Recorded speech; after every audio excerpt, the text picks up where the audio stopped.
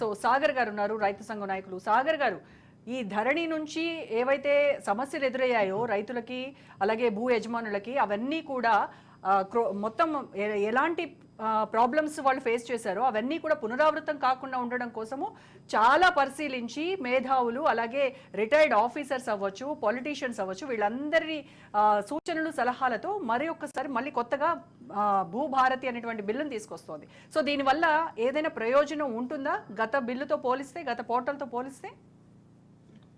వాస్తవంగా చాలా మంది ప్యానెల్లో ఉండే వాళ్ళు మాట్లాడారు, సూచనలు కూడా చేశారు. వాస్తవంగా ధరణి వచ్చిన తర్వాత ధరణి యొక్క ఉద్దేశం ఒకటైతే ఆ ఉద్దేశం నెరవేరే విధంగా మాత్రం జరగలేదు. తెలంగాణ రాష్ట్రంలో చాలా మంది రైతులు, సన్నకారు రైతులు, పేద రైతులు తీవ్రమైనటువంటి ఇబ్బందులను ఎదుర్కొన్నారు. దాన్ని పరిష్కారం చేస్తామనేటువంటి హామీని కాంగ్రెస్ పార్టీ ఇచ్చింది. ఈరోజు ప్రభుత్వంలోకి వాళ్ళు వచ్చారు. భూభారతి పేరుతో మార్పులు తీసుకొని వచ్చే దానికోసం ప్రయత్నం చేస్తున్నారు. మార్పులు చేయడం అనేటువంటిది మంచిది, కానీ దానికి సంబంధించినటువంటి దాంట్లో ముఖ్యమైనటువంటి మార్పు ఇప్పుడు పెట్టినటువంటి బిల్లులో లేదు. 1971లో సెక్షన్ 26, ఆ రోజు వచ్చినటువంటి పాస్ పుస్తకాల చట్టం ఏదైతుందో సెక్షన్ 26 ప్రకారము కాస్తు కాలం అనేటువంటిది నమోదు కావాలి.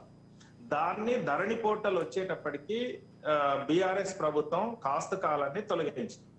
ఆ తొలగించినటువంటి దాన్ని వీళ్ళు ఏమైనా పునరుద్ధరిస్తారా అని అంటే ఆ పునరుద్ధరించేటువంటి అంశము ఇప్పుడు భూభారతి ప్రవేశపెట్టినటువంటి బిల్లులో ఎక్కడ కూడా లేదు.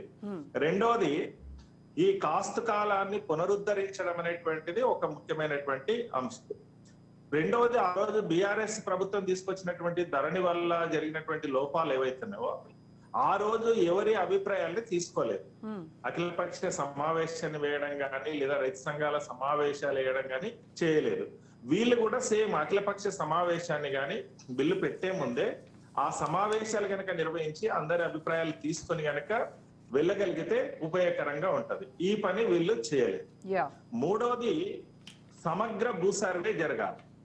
సమగ్ర భూ సర్వే జరగకుండా సమగ్ర భూ సర్వేకి సంబంధించినటువంటి ప్రతిపాదన ఈ బిల్లులో ఉంటే అది ఉపయోగకరంగా ఉంటది, సమస్యలన్నీ పరిష్కారం అవుతాయి.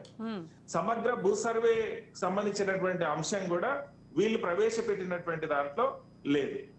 గత బీఆర్ఎస్ ప్రభుత్వం కూడా వాళ్ళు హరీష్ రావు గారు నేతృత్వంలో ఒక క్యాబినెట్ సబ్ కమిటీ వేసి 20 రకాల లోపాలు ఉన్నాయి, వాటిని మనం సవరించాలనేటువంటి ప్రతిపాదన చేశారు. అయినా అవి సరిపోలేదు. ఇప్పుడు వీళ్ళు కూడా ధరణికి దీనికి ఉన్నటువంటి లోపాలు, ఇబ్బందులు ఏవైతున్నావో వాటిని గుర్తించినటువంటి వాటిని సమగ్రంగా చర్చించి కనుక తీసుకెళ్లగలిగితే ఉపయోగకరంగా ఉంటాయి. లేకపోతే గనక గతంలో ధరణిలో ఏ రకమైనటువంటి ఇబ్బందుల్ని రైతాంగము, ముఖ్యంగా చిన్న సన్నకారు రైతులు ఎదుర్కొన్నారో అవే ఇబ్బందుల్ని ఇప్పుడు కూడా వీళ్ళు ఎదుర్కొంటారు. తర్వాత 2011 చట్టం ఉంది కౌలుదారులకు సంబంధించినటువంటిది. దాన్ని తెలంగాణ రాష్ట్రం వచ్చిన తర్వాత అడాప్ట్ చేస్తున్నది మన ప్రభుత్వం. ఆ చట్టం ప్రకారము కౌలుదారులకు లోన్ ఎలిజిబుల్ కార్డులు ఇవ్వాలి, వాళ్ళని నమోదు చేయాలి.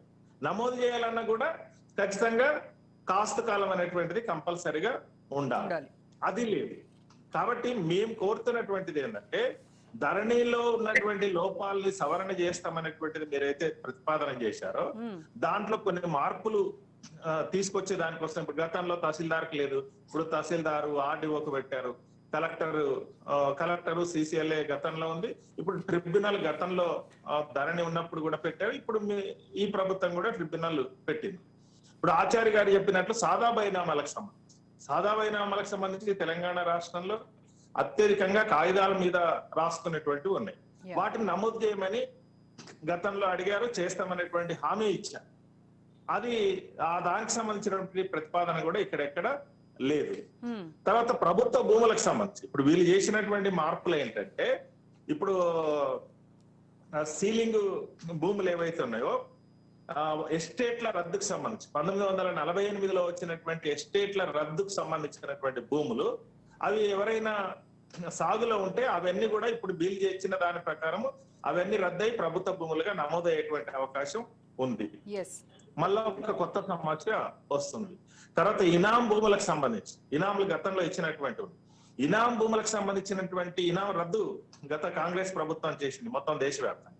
ఆ ఇనాం రద్దు అయిపోతే ఆ భూములన్నీ కూడా ఇప్పుడు ప్రభుత్వం ఖాతాలోకి పోతాయి. మళ్ళా కొత్త సమస్య, ఆ రోజు కాస్త కాలం రద్దు చేయడం ద్వారా ఎంత మంది రైతులైతే సాగులో ఉండేటువంటి వాళ్ళు, తరతరాలుగా సాగులో ఉన్నటువంటి వాళ్ళు ఇబ్బందులు పడ్డారో, ఇప్పుడు ఎస్టేట్ల రద్దు వల్ల పొందినటువంటి భూములు, ఎస్టేట్ల వల్ల పొందినటువంటి భూములు కానీ, తర్వాత ఇనాము భూములు పొందినటువంటి వాళ్ళు కానీ, వాళ్ళ భూములన్నీ కూడా రద్దు అయిపోయి డైరెక్ట్ గా ప్రభుత్వం ఖాతాలోకి వెళ్ళిపోతాయి.